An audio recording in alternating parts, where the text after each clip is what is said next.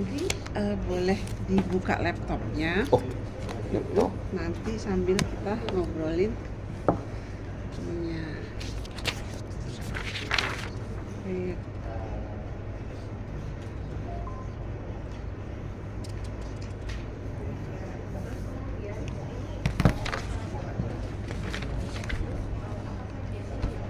Singkat, padat, tepat ya. Ingetnya maklum. Oke. Mohon dimaklumi. Sangat dimaklumi Pak. Wah ini laporan hafal nih Bapak. Oke. Yuk saya bicara dengan Pak Budi tadi. Oke. Ini berarti kan Bapak dosen ya Pak? Iya, Masya Allah. Bapak ngajar apa Pak? ekonomi syariah. Waduh, saya kayaknya banyak belajar nih sama Pak Budiono nih. Nah, terus Bapak rencana ikut ini untuk apa nih? Iya, untuk jadi nadir nanti. Oh, ada rencana menjadi nazir sekarang jadi Iya, pengasuh pondok pesantren iya. Agung ini yang akan jadi nazir Bisa. lembaga ini. Bisa kampus nanti. Bisa Oh, gitu. nanti. Nah, karena kerjasama antar nadir juga. Untuk tadi kata ibu itu untuk apa tuh? Kolaborasi Untuk mendirikan sebuah ini. ekosistem. Apakah harus satu ini atau kita bentuk lain baru atau gimana itu? Untuk lembaga. Nanti kita konsultasinya. Oh, siap. Sekarang kita Siap. ya Pak Budi Iya, ya. untuk sementara untuk pondok dulu. Sementara Iya. untuk Iya. oke lah, artinya memang belum berkiprah di Belum sama sama sekali. sekali. Tapi secara hukum ekonomi syariahnya udah matang nih Bapak nih. Insya Allah, amin. Ya Pak ya, sekolahnya insya Allah. Saya senang ketemu teman-teman yang pintar-pintar Pak. Nah, ini kan tadi kita bicara Bapak tentang pelaksanaan zakat. Rencananya dibikin pertanian. Iya. Monggo Pak, mohon dijelaskan Pak. Nah, jadi di Malang Kabupaten itu banyak lahan-lahan yang memang produktif itu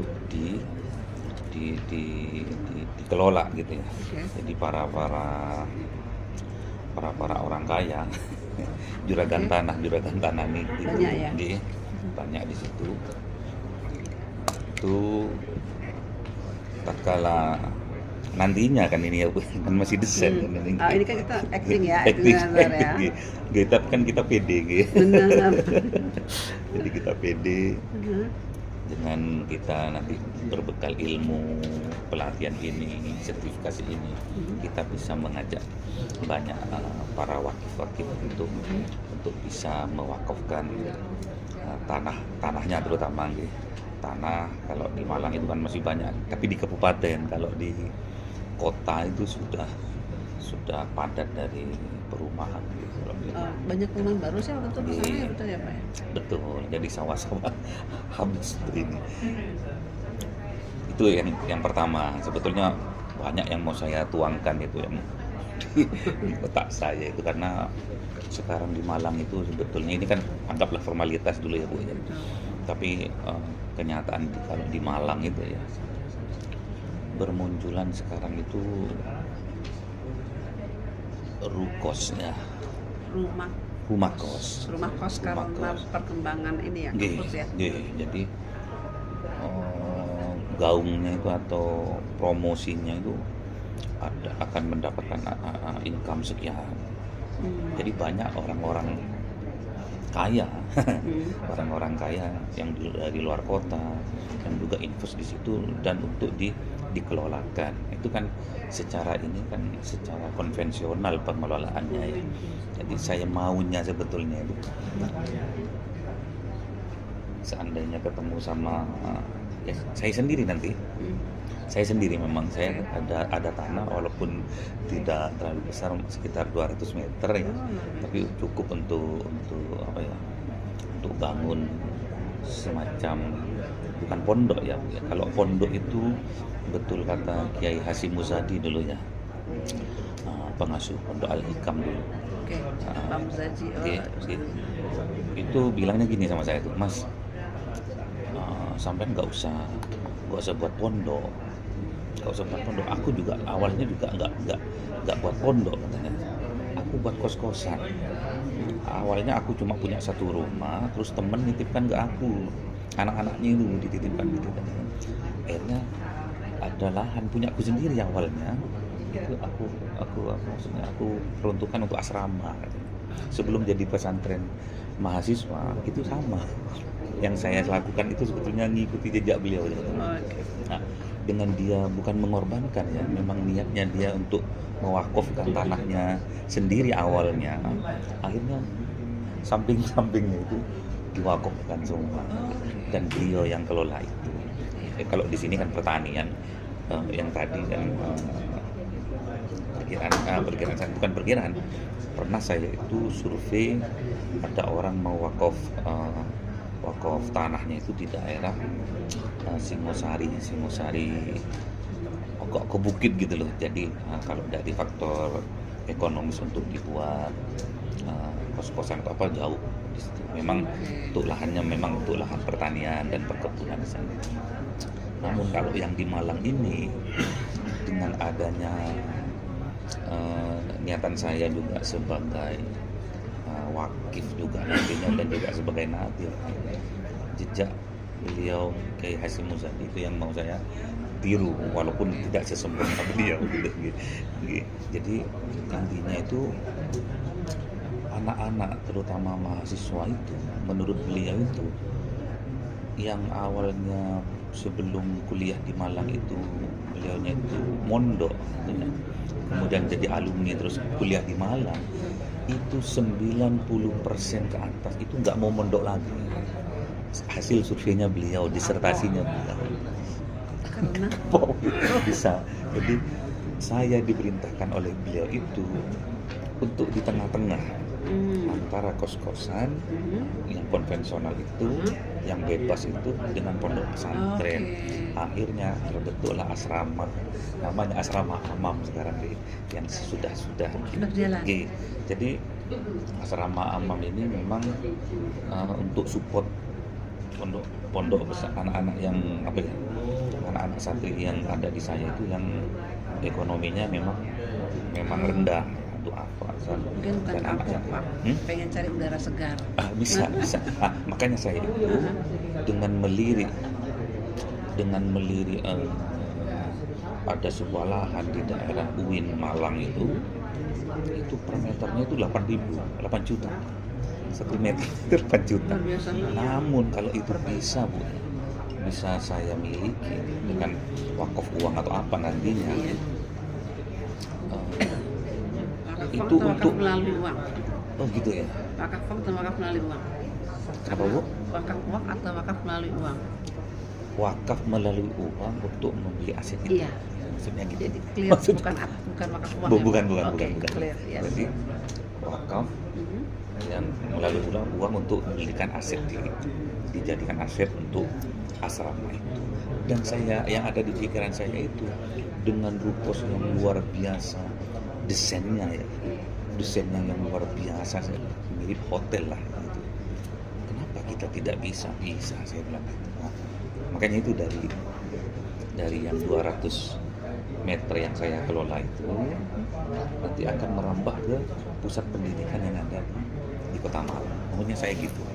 Nah, jadi kalau yang di sini pertanian ini kan yang di Singosari memang ada di pikiran saya itu, saya kan masih belum berani menerima itu karena satu saya belum paham tentang wakaf lah kasarannya, sudah aturannya, regulasinya kan. Saya belum, tapi itu cuma tahunya kalau saya kan bergerak di organisasi NU ya, itu yang menangani wakaf itu mereka yang sudah dipanggil yai gitu. Jadi udah sepuh-sepuh. Nah, saya mau jadi regenerasinya dari beliau. Maksud saya gitu. Iya. Jadi lebih modern, lebih luas anunya. Visioner juga ya. Maksud saya gitu loh, Bu. Maunya saya gitu. Makanya kelemahan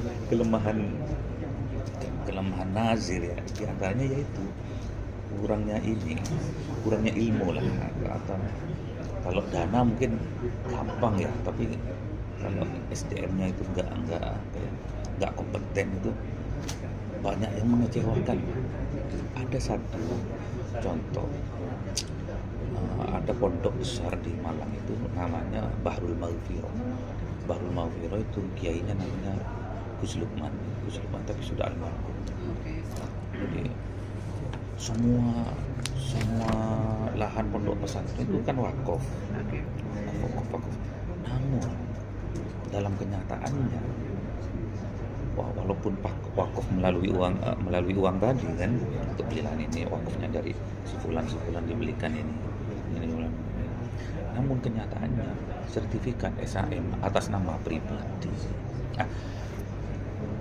Setelah pondok besar seperti itu, Gus Lukman itu adiknya Prof. Bisri Unibraw.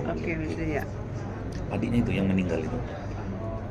Setelah pondok besar seperti itu, Gus Lukman ini kan mandul, nggak punya anak, cuma dia ngangkat anak. Setelah Gus Lukman ini meninggal, istri ini mau menguasai itu semua. Karena apa? Karena tidak ada atas nama wakaf di situ, sertifikatnya nggak ada. Akhirnya harta gunung ini, walaupun lahan-lahan produktif seperti ruko-ruko yang sudah dibangun, entah itu hasil wakaf, saya juga nggak ngerti kan. Namun semua itu sudah dalam hak dari istri yang di Surabaya. Yang di sana Prof. Bisri, kakaknya itu Sulaiman ini, yang profesor itu, mengelola pondok pesantren itu, yang mana pondok pesantren itu masih sertifikatnya itu nggak ada yang wakaf. Banyak datang pewakif itu untuk menerangkan bahwa ini punya saya, ini punya. Akhirnya dengan bukti fotokopi sertifikat yang lama atau apa, ini akhirnya mulai udah ada pemetaan. Tapi kan sulit tuh kalau administratifnya nggak bagus, legalitasnya nggak bagus, akhirnya berpengaruh terhadap perkembangan pondok itu sendiri yang dibangun oleh hasil wakaf melalui uang itu tadi. Itu sekilas perkenalan. Yang maksudnya yang saya tahu, yang saya dengar sendiri, yang saya lihat sendiri, pondoknya kan dekat, kurang lebih 2 kilo dari tempat saya. Kalau menurut Bapak ya, kita kan bicara tadi uang ini kan bisa kita masukkan ke sektor lembaga keuangan, kayak SPBU ya Pak, ya kan? Yang tadi kata Bapak suku, gitu ya, deposito syariah. Bisa juga ke sektor real. Nah, menurut Bapak, faktor apa saja yang harus diperhatikan sebelum masuk ke sektor real? Faktor-faktor apa sih yang harus kita perhatikan? Kayak tadi misalnya masuk ke pertanian, Bapak kan pertanian nih, gitu ya. Apa sih yang harus menjadi dasar kita untuk kita berani ambil ini karena ada risiko ya. Harus evaluasi terlebih dahulu sebelum kita memutuskan untuk mewakafkan melalui uang ya tadi ya. Uang ya, wakaf uang ya. Uang. Berarti kan untuk bantu-bantu seperti UMKM atau apa gitu ya. Menurut saya nih, kalau salah dikoreksi Bu. Jadi harus kita tahu peluang nanti kalau kita mewakafkan, melihat potensi dulu. Potensi kita yang mau kita yang mau kita manfaatkan wakaf uang itu. Jadi intinya itu harus tahu dulu sebesar apa kemanfaatannya tatkala kita mewakafkan uang kita ke sektor real itu. Seperti itu. Setelah dulu, habis itu apa lagi Pak? Potensi sudah ya. Potensi sudah. Peluang sudah. Terus mau mana ya? Tingkat risiko juga harus kita perhatikan. Betul. Tingkat risiko. Ya, tingkat benar. risiko. Jadi biasanya peluangnya besar, risikonya juga besar. Makanya harus kita evaluasi lah sebelum kita itu memutuskan untuk memasukkan wakaf uang kita ke sektor real seperti itu. Apalagi Pak? Apalagi banyak Ibu. Apalagi ya? Pancing sedikit keluar Pak. Risiko udah. Kemanfaatannya tuh. Oke, tadi sudah potensi, manfaat, penyalurannya gitu ya. Ini bukan. Apa namanya itu dong? Sudah ada tapi kok gini. Mungkin ininya skill tenaga kerjanya. SDM. Seperti apa sih SDM? SDM itu yang betul-betul berkualitas, yang menguasai dalam sektor real yang mau kita masuki wakaf uang tadi. Satu lagi, Bapak tadi bicara masalah tingkat resiko. Resiko berlawanan dengan apa? Dia selalu ingat tuh resiko dengan potensi. Bahasa ininya apa? Resiko dan ini resiko tinggi nih, tapi keuntungan. Returnnya juga. Okay. Jadi pendapatannya atau itu yang dipertimbangkan. Karena kita kan mengelola sektor real. Tentunya kita kan mengharapkan adanya satu keuntungan yang bisa kita dapatkan. Tapi di situ ada resiko, tidak udah jagain tuh. Resikonya dijagain, berarti kan pendapatan juga kita harus dijaga juga. Gitu, apalagi Pak. Tapi kalau bahasa kerennya ada satu lagi nih, karena kita bicara wakaf, ada satu lagi yang membedakan dengan yang lain. Apa tuh? Apa ya? Kalau misalnya nih ekstrim ya Pak, sebidang tanah subur di pegunungan di Aceh, jauh dari jangkauan apa-apa. Terus saya tanam ganja. Resikonya kecil apa besar? Di atas gunung. Kecil lah. Kecil resikonya. Tapi kira-kira, kenapa kita nggak boleh? Nggak berkah itu. Apalagi nggak berkah tuh bahasa ininya apa?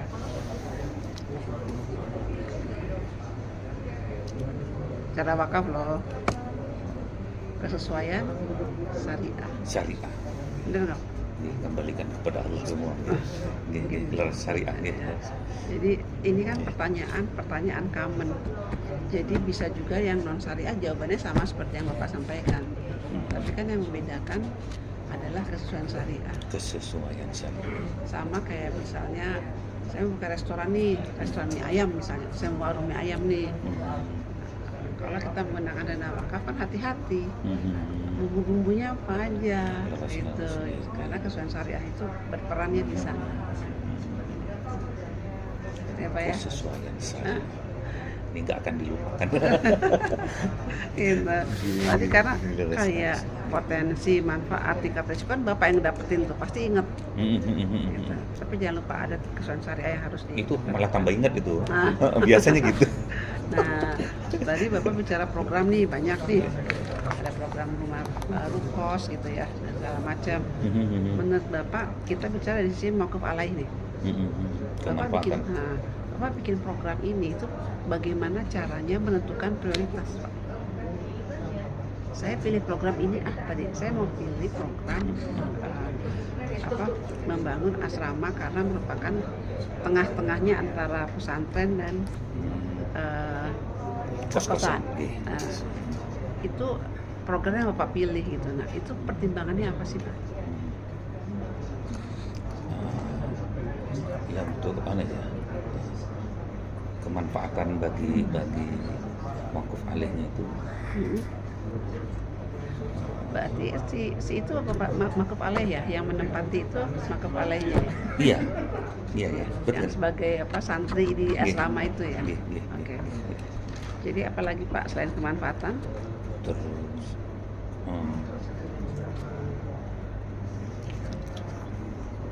apa apa Ibu? Kok lupa? Apalagi Pak, kalau Bapak bikin program tuh kenapa sih saya milih program ini, kenapa gitu. Manfaat yang paling besar. Terus dibatasi oleh apa? Kemampuan Bapak.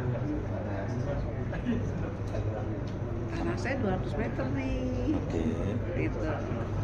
Jadi keterbatasan ada disesuaikan dengan keterbatasan. Oh tuh keterbatasan aset. Atau biaya. Biaya, betul. Ada satu lagi. Satu lagi Pak. Apa ya? Oh, satu lagi. Harus dipancing-pancing.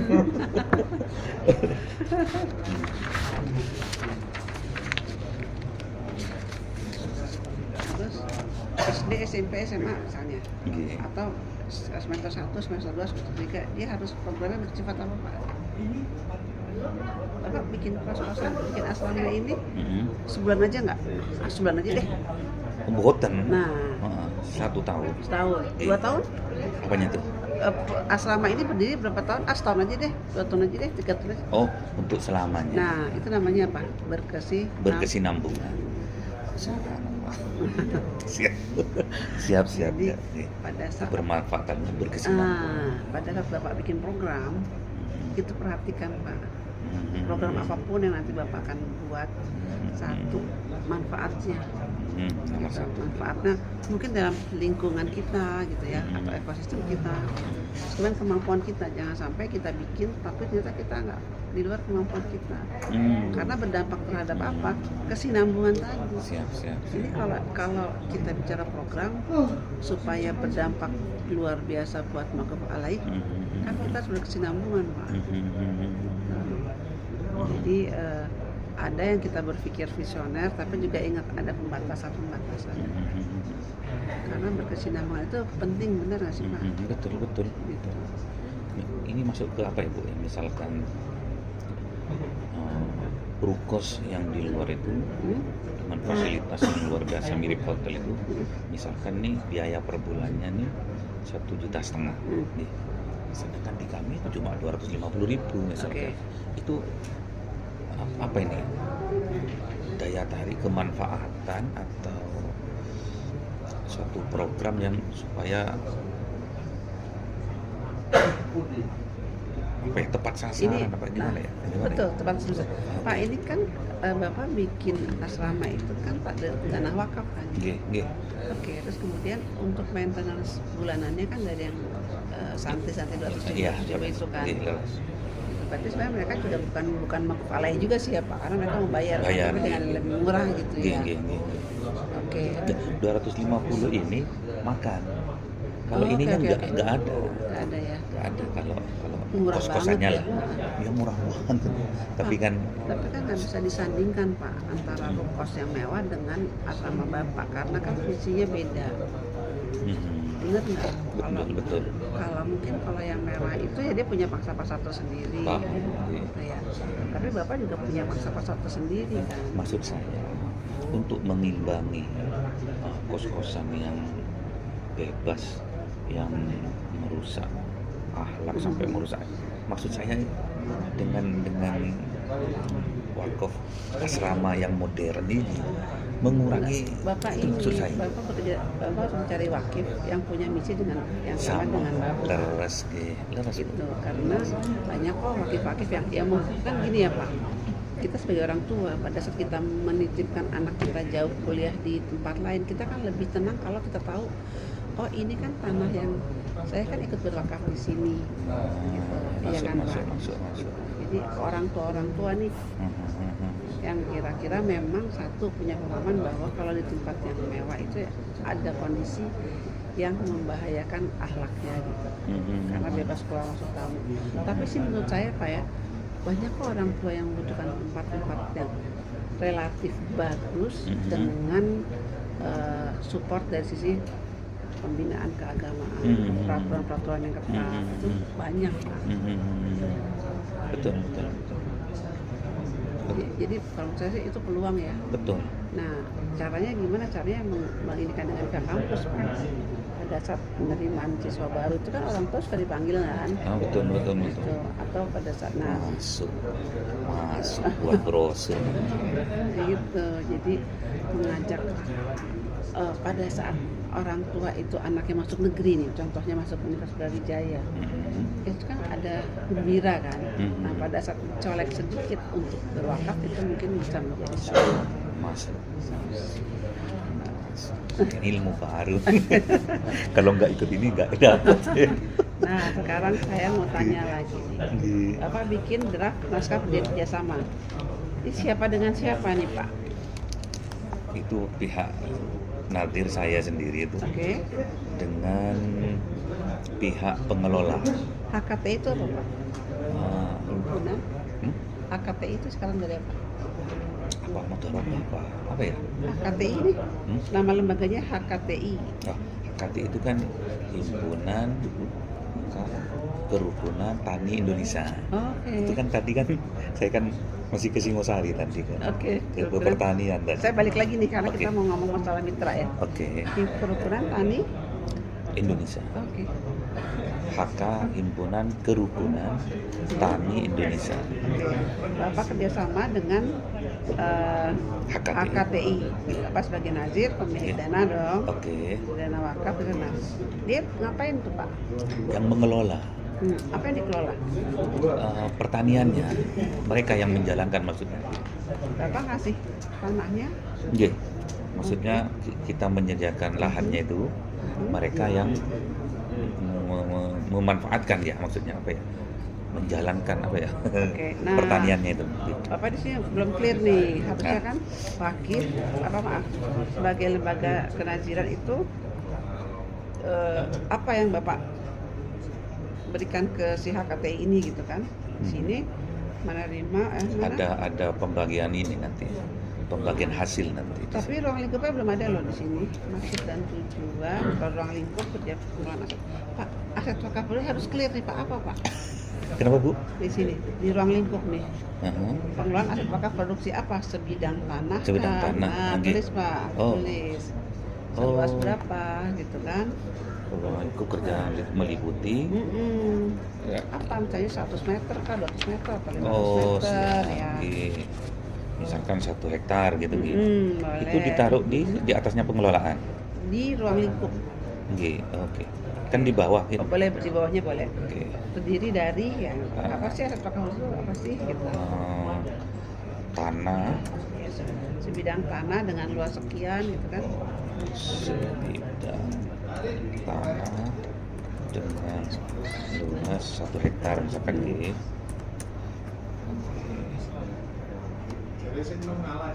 Berarti gede banget tuh Pak, pengembangan usaha, dukungan pendanaan.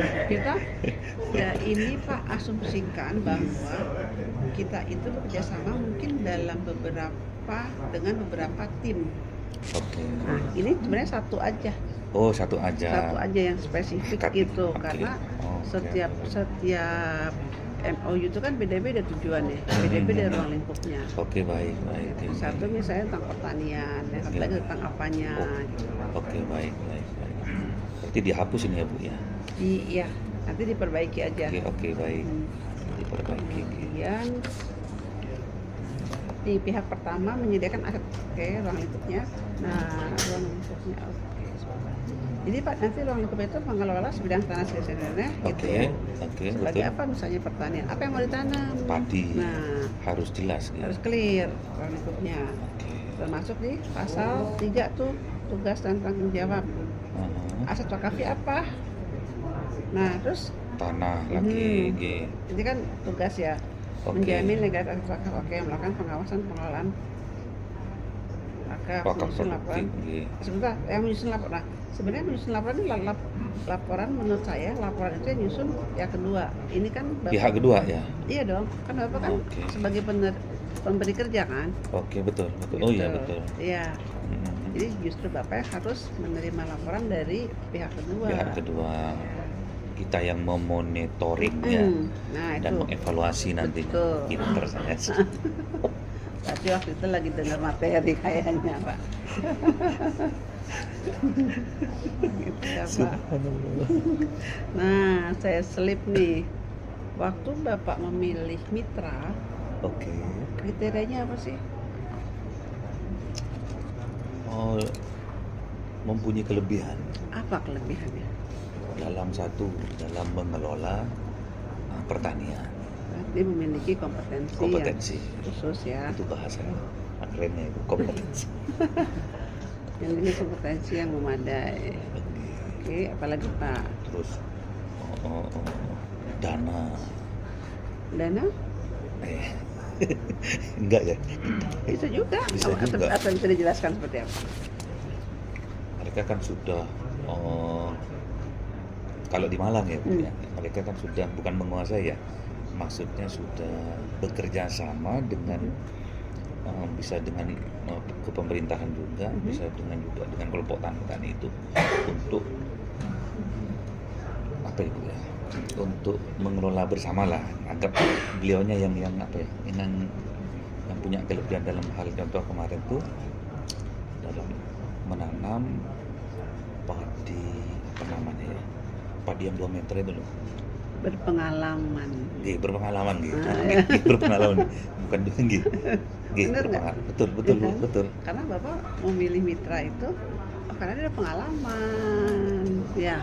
Terus. Nah, tapi ada lagi nih Pak, yang lebih penting dari itu.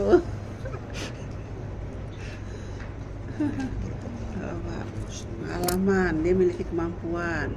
Sarana prasarana lengkap juga mereka itu. Oke, punya alat-alatnya. Nah, oke, good. Apa itu? Apa lagi itu? Sarana prasarana. Oke, boleh. Perlengkapan yang memadai. Ada 2 nih yang Bapak harus dapetin. Apa itu? Bapak kalau bekerja sama dengan orang, apa yang menjadi patokan Bapak? Kerja sama orang. Ya percaya. Nah, percaya. Kemampuannya ada, pengalamannya ada. Kalau Bapak nggak percaya, jalan nggak kerja sama? Nggak jalan. Trust. Okay. Satu lagi.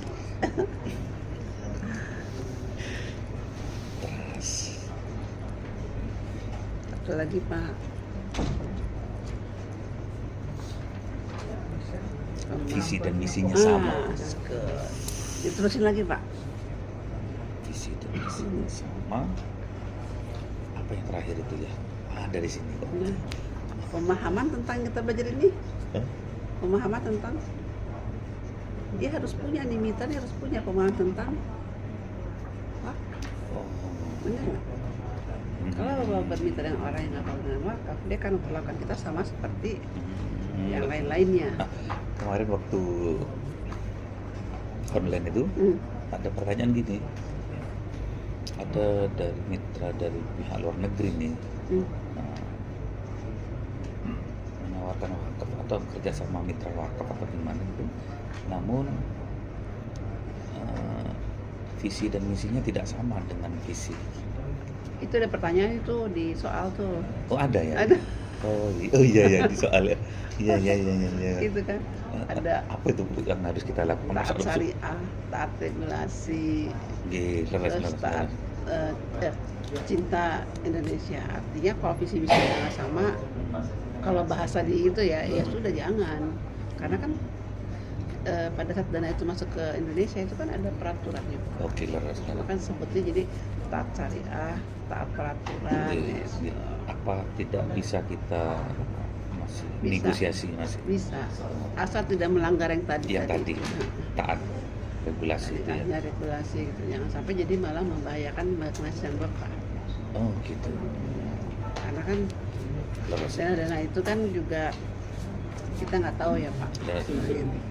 Jadi banyak dana-dana yang masuk ke pesantren ya, yang dari luar itu entah dana apa sih saya kurang tahu.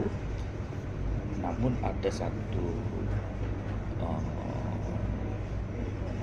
lembaga yang dari luar ini mewajibkan untuk mengajarkan satu kitab. Ini harus ada yang menerima, ada yang menolak. Jadi kitabnya mereka harus diajarkan di pesantren itu syaratnya gitu. Iya. Ada yang menerima, ada yang menolak. Berarti kan dikaji dulu. Iya. Betul kajian.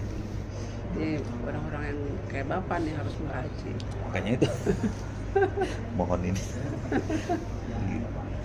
itu satu sisi ya Pak, satu sisi. Tapi Bapak harus tetap juga tuh peraturan Indonesia seperti apa?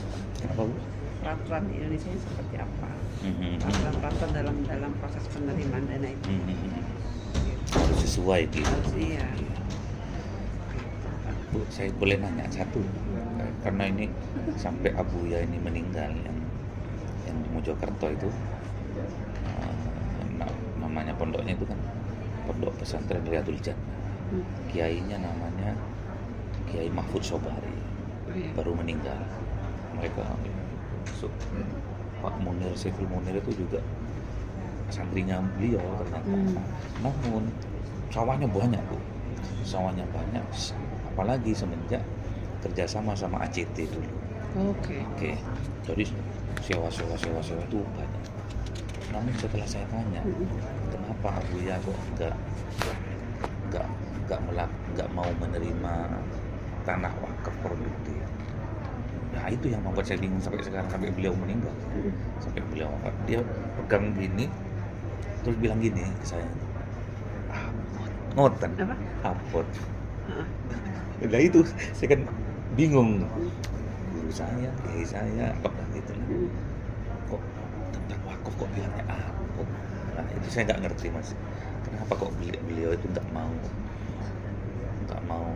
tanah wakaf yang diwakafkan ke beliau itu nggak. Beliau memilih sewa atau membeli dengan harga separuh atau terserah seperti itu. Dia tidak mau menerima tanah wakaf itu maksudnya. Alasannya apot, ngoten. Makanya saya kan takut Bu. Makanya saya masuk ke sini mau nanya itu juga. Kalau saya mungkin jawab dari sisi awam ya Pak. Oke. Mungkin karena gini, konsekuensi daripada menerima wakaf itu kan luar biasa Pak. Kalau saya lo ngelihatnya, kalau yang pasti Bapak lebih paham lah, gitu ya. Karena mengelola wakaf ini kan satu harus cukup ilmunya, baik ilmu agamanya maupun ilmu dunianya kan Pak. Bicara wakaf produktif itu kan banyak kita harus menghitung, misalnya tadi kata Bu Susi, return ROI-nya tuh gimana sih, gitu ya, terus asetnya tuh gimana sih, resikonya gimana sih, gitu. Tadi kan kalau kita menerima tanah wakaf itu kan dengan segala konsekuensi, harus lembaga kenazirannya harus bisa mempertanggungjawabkan itu nggak Pak? Itu beratnya jadi nazir kalau kita tidak mampu, tapi pura-pura mampu. Dan maksudnya ya mungkin. Itu pahaman saya, karena saya juga melihat belajar ilmu wakaf ini nggak bisa habis Pak. Terus berkembang gitu. Tapi saya yakin salah satu solusi bangsa Indonesia itu ya wakaf. Kesejahteraan itu nanti akan dari wakaf. Cuman ya memang butuh usaha dan kerja keras. Itu seawam saya. Pemerataan itu ya, pemerataan kekayaan juga. Sama ini Pak, takut kan, saya orang Indonesia kan nggak ada takutnya. Terus. Ya. Nah balik lagi nih. Monggo. Tadi kita udah bicara MOU. Sekarang setelah MOU itu Bapak harus ngapain? Tadi sih Bapak bilang melakukan apa pengawasannya? Berarti melakukan monitoring dan evaluasi. Tujuannya apa sih Pak? Ya untuk mengetahui apakah proyek itu berjalan atau tidak.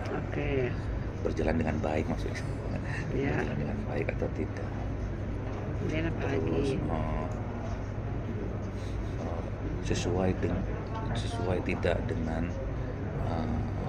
visi dan misi yang disepakati di awal. Apa lagi? Ayo Pak, apa lagi?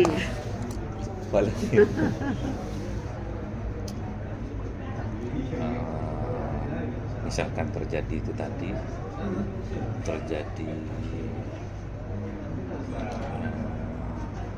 risiko atau bukan ya, belum ya. Kita bicara monitoring evaluasi loh. Ngapain sih Bapak tuh dengan monitoring apa yang Bapak harapkan? Tadi Bapak bilang dengan monitoring evaluasi kita jadi tahu nih berjalan atau tidak proyeknya gitu kan. Misalnya tadi ini si HKTI ya, apakah melaksanakan tugasnya atau tidak sudah ada MOU, siapa lagi? Bapak bilang sesuai dengan misi visi kita nggak terlalu jauh sebenarnya sih Pak, karena kan ini kan kita kan yang punya visi misi ya. Tapi kita harus tahu juga nih siapa lebih monetize evaluasi itu sebenarnya nggak ke arah sana sih, nggak ke arah visi misi, tapi ya betul intinya gini, mungkin ya bahasa Bapak ada penyimpangan nggak sih gitu. Nah kalau ada penyimpangan kan lebih cepat kita untuk mengambil gitu. Ada lagi satu lagi Pak.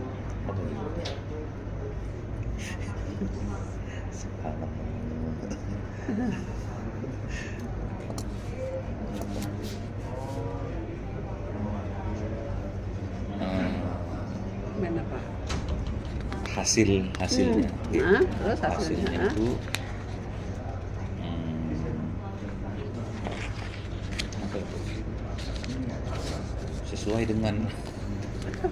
sesuai dengan yang kita harapkan dan maksudnya hasilnya itu apa ya Bu? Pemanfaatannya itu loh Bu. Oke, saya masakan real. Bapak kerjasama dengan HKTI untuk mengelola sebidang tanah pertanian. Kira-kira apa sih Pak? Padi. Nah, dalam setahun itu berapa yang dihasilkan? Misalnya 10 ton misalkan. Oke. Anggaplah 1 ton ya Pak. 1 ton. Siap. Nah, kan untuk sampai kira-kira mulai dari nanam sampai panen itu berapa lama sih? 4 bulan. 4 bulan. Apa monitor dong? Bulan 1, bulan 2, bulan 3 targetnya 1 ton. Di bulan ke-3 kok atau di bulan kedua kok kayaknya ini nggak tercapai, ini ada masalah apa nih? Kan bayangin kalau bicara evaluasi kita bicara pencapaian target. Nanti di akhir ini tercapai nggak 1 ton.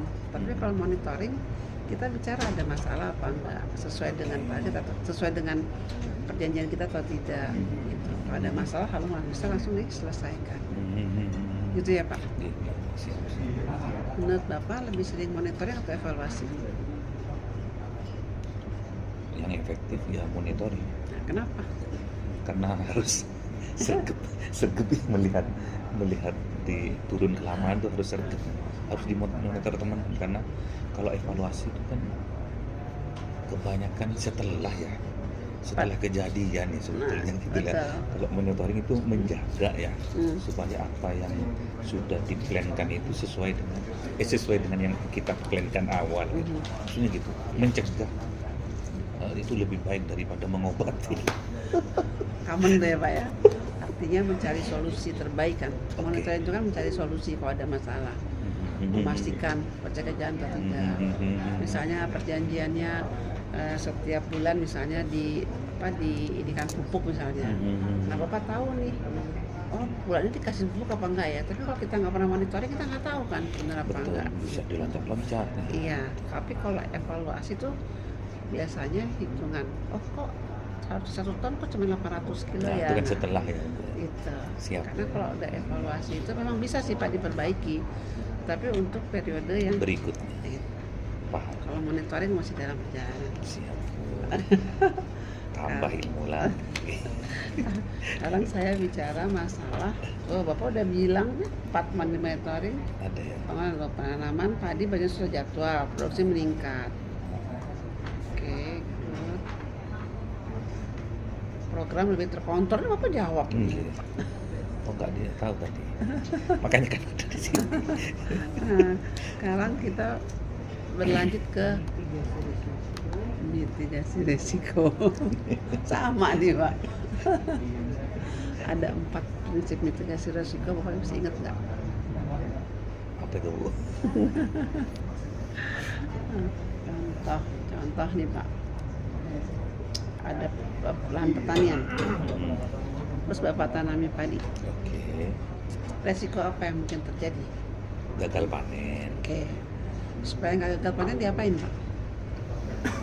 Kenapa sih gagal panen Pak? Penyebabnya apa? Banyak faktor ya penyebabnya. Misalkan apa itu, ada hama misalkan. Oke. terus ada juga yang ekstrim itu yang bencana alam gitu kan ya. Bisa juga, terus ada juga salah dalam pengelolaan. Terus apa lagi ya, Bu?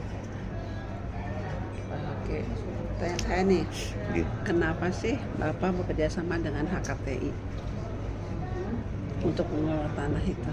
Iya, kan satu kan percaya ya, percayanya tadi karena HKTI itu berpengalaman dalam hal. Oke, berarti Bapak nggak perlu pengalaman dong? Iya. Oke, Bapak nggak perlu pengalaman nih.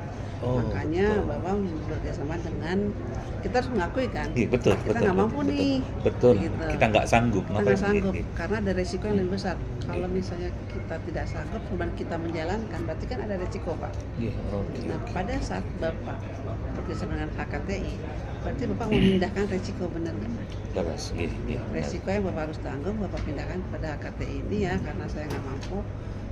Kita kerjasama, berarti kita memindahkan resiko, Pak. Atau disebut dengan transfer risk.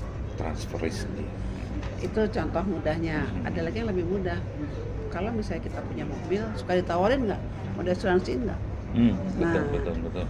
Karena kalau tabrakan misalnya, ongkosnya lebih mahal biayanya, gitu kan? Jadi sebagian orang ada yang asuransikan mobilnya misalnya, atau misalnya rumah kebakaran, itu juga bagian dari transfer resiko. Kemudian tadi Bapak bilang kena hama. Kita bicara resiko lagi, ada 4 ya. Tadi kita udah 1 dapat transfer risk ya, memindahkan resiko. Terus yang kedua, kalau misalnya gini, Bapak punya tanah kena hama nih, supaya nggak kena hama diapain sih, Pak? Jadi disemprot, ya anti hama lah. Perlu dikasih pupuk nggak? Awal dipupuk gitu ya. Nah, supaya bibitnya ya bagus gitu ya. Berarti kira-kira Pak, dari misalnya 1000 meter potensi kena hama kan Bapak udah semprot, tapi masih ada potensi nggak hama itu akan kena juga? Ada. Berarti kita hanya bisa mengurangi resiko. Kita nggak bisa menghapus semuanya, benar. Oke. Tapi kita tahu nih kalau ada hama kita harus 1, 2, 3, 4, 5. Meminimkan resiko. Namanya jadi kita sebut dengan mengurangi resiko. Mengurangi risiko. Risiko pasti ada, tapi kita kurangi. Karena sudah ada langkah-langkah internal yang bisa dilakukan. Mitigasi apa tadi? Mitigasi resiko. Risiko. Ada 4 mitigasi resiko. Ini saya pengen setelah dari sini Bapak harus hafal. Apa saja? Gitu. Ya tadi ada 2 tuh, Pak. Transfer risiko. Terus mitigasi risiko. Mitigasi ada 4. Mitigasi ada 4. Prinsip mitigasi risiko ya. Oke. Jadi kata Bapak, 1 transfer risk. Kedua kita mengurangi risiko nih. Terus yang ketiga apa lagi?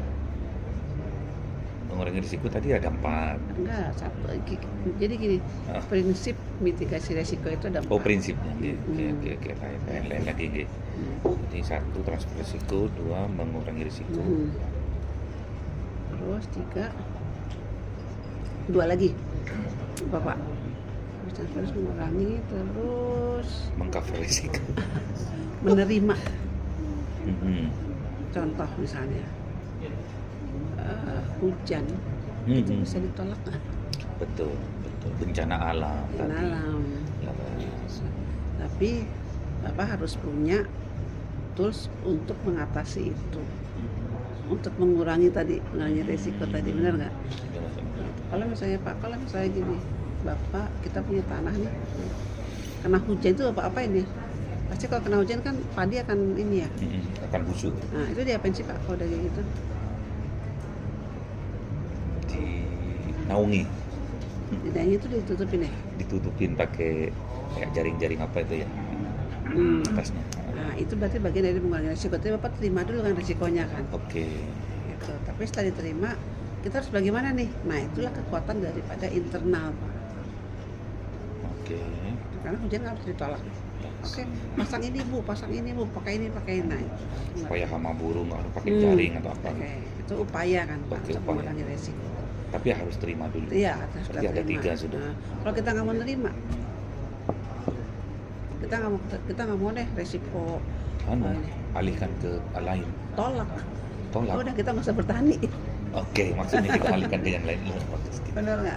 Masuk. Oke, ada 4 tuh. Transfer risk, meminimkan risiko, menerima risiko, menolak risiko.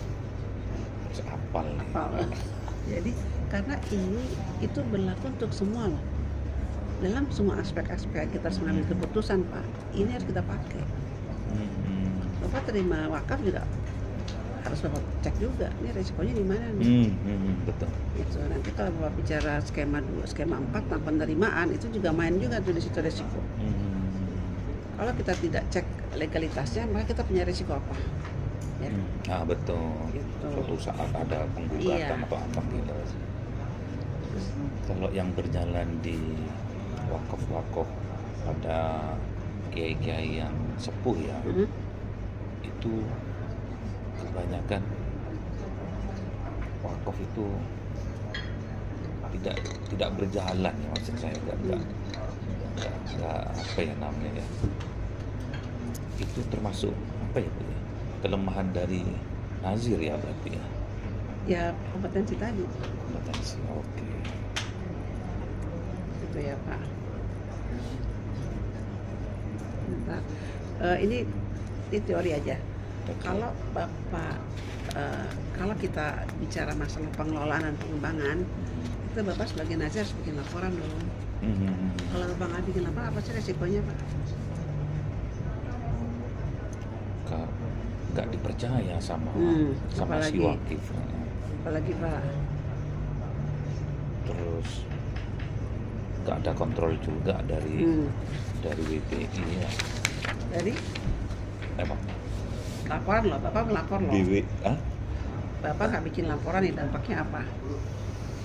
Tadi trust wakif berkurang. Secara internal gimana? Evaluasinya nggak jalan. Tidak berjalan. Oke. Nanti kalau Bapak sudah terdaftar di BWI, maka ada sanksi tuh Pak. Iya tuh. Kalau Bapak nggak ngasih laporan, bisa dicabut itu. Nah, jadi setelah nanti terdaftar. Terus, kalau nazir ini berapa lama namanya SIM-nya ini? Saya lupa ya, 5 tahun apa ya? Maaf, nanti saya tanyakan ke BWI ya, saya lupa. Ibu ngajar atau?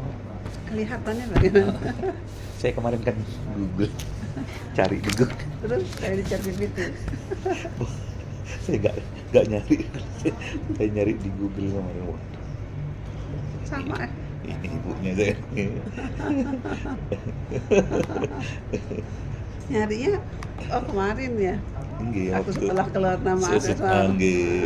Kalau nggak bisa Bu. Saya praktisi Pak. Oh jangan praktisi. Pernah ngajar. Saya ngajar, cuman saya nggak bisa bicara terlalu lama. Karena saya nggak terlalu apa ya. Saya lebih senang kalau kita konsultasi. Makanya saya jadi consulting, saya jadi konsultan. Beda dengan yang lain. Saya dengarkan tadi tuh ibu siapa tuh yang masak? Mesti. Ya. Yang itu teori. Kuliah.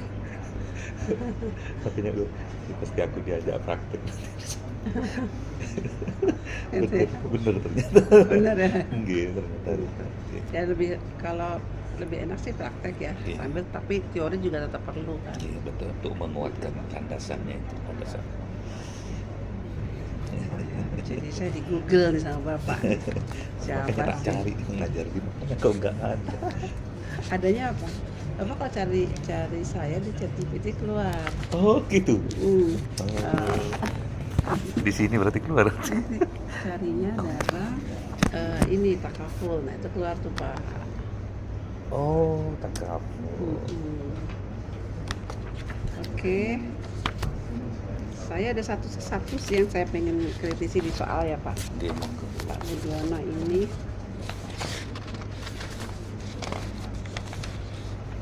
Jangan dicat sekarang Pak, nanti aja.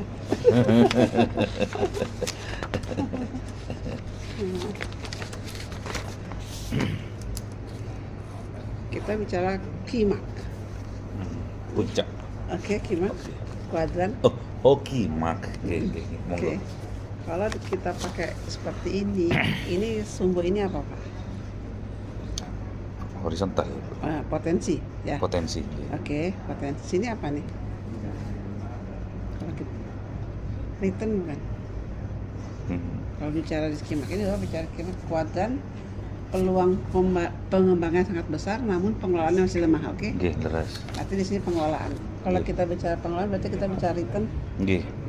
Return, oke. Oke ya. Oke. Kan waktu kita kecil ini kan positif ya Pak, benar nggak? Jelas. Ya kan. Ini negatif ya. Nah, ini positif, ini bawah negatif. negatif. Kimat di mana? Kalau kata Bapak, potensinya tinggi. Berarti di sini dong. Oke, jelas. Oke. So, lanjut. Tapi pengelolaannya masih rendah. Berarti di sini. Berarti di sini. Oke. Gitu. Ini nanti Bapak bisa mengukur lembaga kemajuan Bapak seperti apa. Oke. Kalau potensinya besar tapi kita berarti kita butuh, kalau kita posisi di sini kita harus berapa Pak? Bermitra. Bermitra, betul. Jadi obatnya di sini bermitra. Betul. Tapi hati-hati, pilih mitra yang tadi sudah. Kemudian yang kedua, monitoring evaluasi dan mitigasi risiko. Ya, kita akhiri sampai di sini. Sudah Bu. Terima kasih. Kurang ini kayaknya kita haus saja ya. Terima kasih ilmunya Bu. Doain saya biar sehat ya Pak. Amin. Sudah umur berapa? Saya udah mau 60 loh. Udah mau 60? Iya. Pensiun umur berapa Bu? Oh, saya pensiun muda Pak. Saya tuh keluar dari industri itu 50-an. Industri? Ya, dari lembaga keuangan ya. Oh, oke. Ya, saya bergerak di wakaf, bergerak di konsultan. Sekarang Iya. ada kantornya berarti? Ada. Oh, di mana? Saya kantornya kalau saya kan di LSP, Lembaga Sertifikasi Badan Wakaf Indonesia. Tapi saya juga menerima beberapa klien-klien untuk konsultasi manajemen. Oke, kalau teman-teman dosen gitu ada nggak yang jadi mitranya Ibu itu? Ada. Kalau Bapak mau bikin nanti, Bapak mau bisa aja pengen bikin webinar, seminar. Saya pengen narasumber gini-gini lah. Siap Bu. Nanti hubungi Dara aja. Biar kita sama-sama. Siap. Literasi. Ada ya? Nggak ada ya? Apa tuh? Apanya itu? Nomor teleponnya Diana ya? Kan nggak ada kan? Kan harus minta sendiri saya berarti ini. Boleh. Oke. Tapi nanti isi ini dulu. Siap Bu. Ini kuesioner mau nggak diisi? Saya nyiapin yang ini. Baik.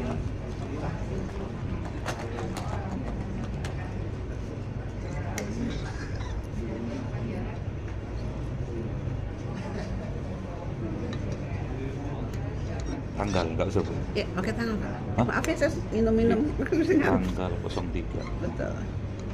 Dari sini ke Mojokerto berapa lama Pak? Saya di Malang Bu. Bapak Malang? Ngajarnya di Mojokerto. Oh gitu Pak? Oke. Saya ngajarnya setiap Selasa sama Sabtu. Karena Jumat libur. PFH enggak? Kenapa? PFH. Apa itu? Itu. Apa itu Bu? Itu Kerja di rumah. Ya ini, anak-anak itu. Anak itu. Selesai itu sama ya Bu ya? 03 sama juga. Ya.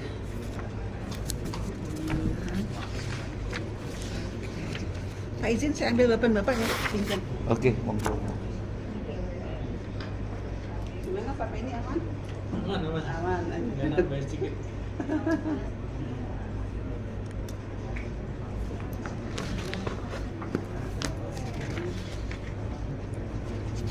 Si bapak mah harusnya saya ini.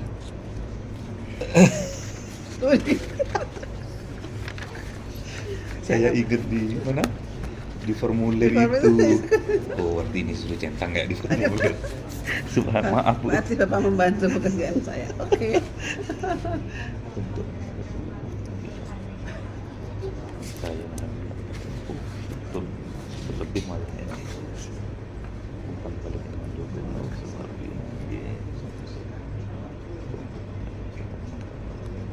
Saya malah menjaga kerasan.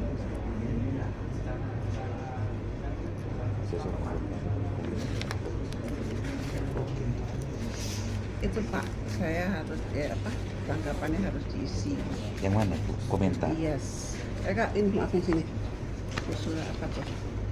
Untuk apa itu, Bu?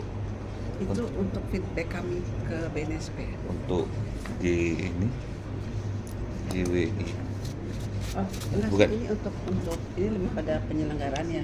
Bagaimana asesornya, bagaimana proses asesmennya gitu. Oke.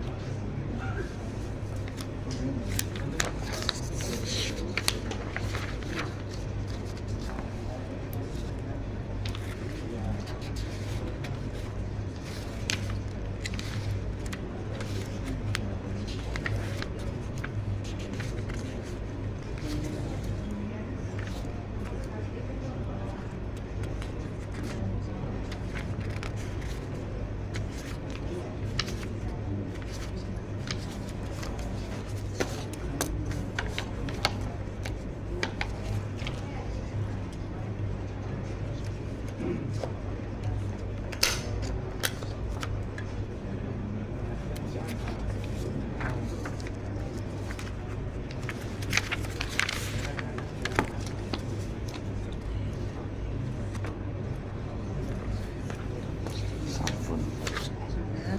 Bentar ya Pak. Sini Pak, tanda tangan yuk.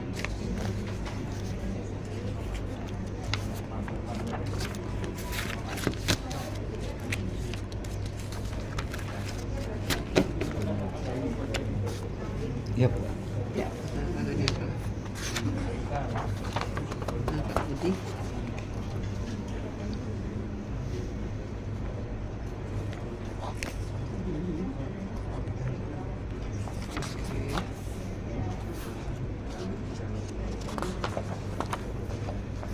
Nah, ini ingetinnya. Ya. Nah, sebenarnya tugasnya sederhana sih Pak. Saya hanya memastikan apakah betul yang Bapak cek, yang Bapak contreng. Oh, malu. Pak ini. Sini ya, Bu. Iya.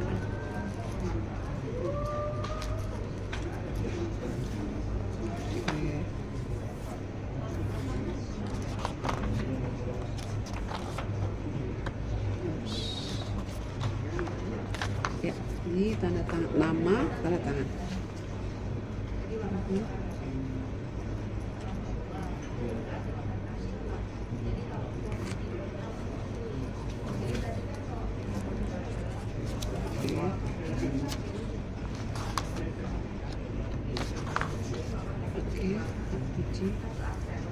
Sini. Ya?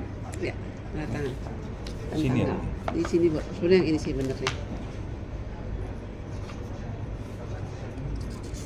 Ya, tanggal Pak. Oke. Lanjut lagi. Banyak nih Pak tanda tangannya. nanti kan juga banyak tanda tangan. Nah, ya.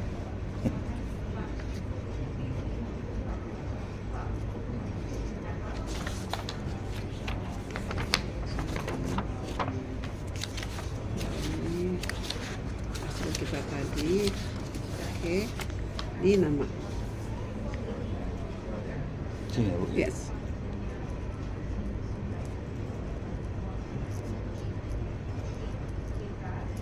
Tanda tangan dan tanggal.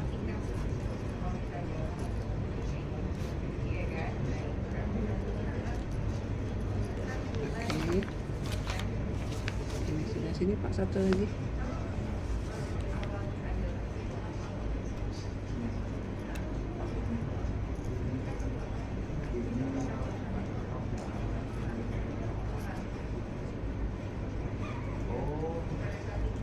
Ya, baik.